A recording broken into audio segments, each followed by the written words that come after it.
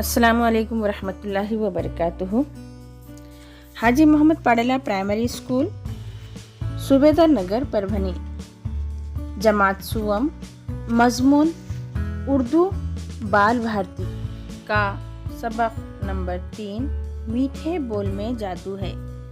پیارے بچوں، آج ہم اس سبق کو اچھی طرح پڑھیں گے اور آپ بغور سنیں گے اور ہمارے ساتھ اپنی کتابوں میں دیکھیں گے۔ تو چلیے، آج ہمارا سبق ہے میٹھے بول میں جادو ہے۔ گرمی کی چھٹیاں شروع ہو چکی تھی، بچے بہت خوش تھے، کھیلنے کودنے کے دن جو آ گئے تھے۔ ایسے وقت میں ساجد بھلا کیسے خاموش بیٹھتا؟ اس نے اپنے ساتھیوں کو جمع کیا، سب گیند بدلہ لے کر کرکٹ کھیلنے نکل پڑے۔ محلے میں ایک چھوٹا سا میدان تھا، لڑکوں نے وہیں کھیل جمایا۔ وہ کھیل کی دھن میں مست ہو گئے۔ ایک لڑکے نے اتنے زور سے گیند کو مارا کہ وہ سامنے والے مکان کی کھڑکی سے جا ٹکرائی۔ شیشہ چھن سے ٹوٹ گیا اور گیند اندر چلی گئی۔ گیند کے بغیر کھیل بند ہو گیا۔ اب مکان کے مالک سے گیند مانگنے کون جائے؟ ایک لڑکا ہمت کر کے گیند لینے چلا ہی گیا۔ مکان مالک نے اس سے پوچھا، کیا بات ہے، کیوں آئے ہو؟ لڑکا تھا ذرا تیز مزاج، اکڑ کر بولا، میں اپنی گیند لینے آیا ہوں۔ مکان مالک نے ٹوٹے ہوئے شیشے کو دیکھا اور غصے سے کہا، یہ کوئی طریقہ ہے؟ ایک تو شیشہ توڑ دیا، اس پر اکڑ بھی دکھاتے ہو۔ جاؤ، گیند نہیں ملے گی۔ کیوں نہیں ملے گی؟ میں تو گیند لے کر ہی جاؤں گا۔ اب تو مکان مالک کا غصہ اور بھی بڑھ گیا۔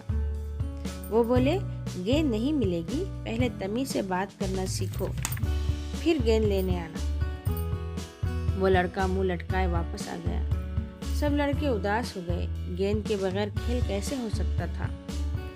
اتنے میں ساجد کا دوست افضل بولا، میں جاتا ہوں گیند مانگنے۔ کچھ لڑکے افضل کا مذاق اڑانے لگے، لو صاحب، یہ جائیں گے گیند لانے۔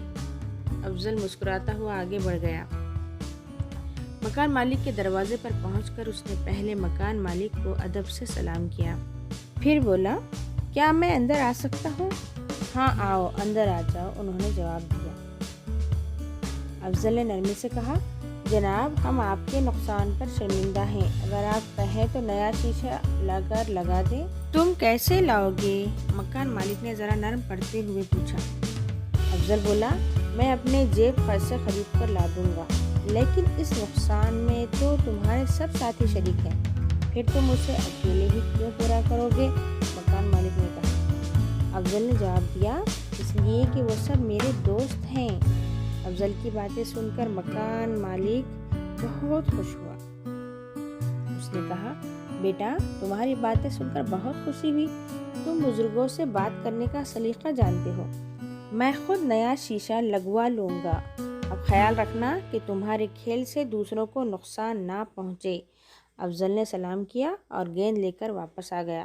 اس کے ساتھیوں نے حیرت سے پوچھا کہ وہ گیند کس طرح لے آیا۔ افضل نے سارا واقعہ کہہ سنایا۔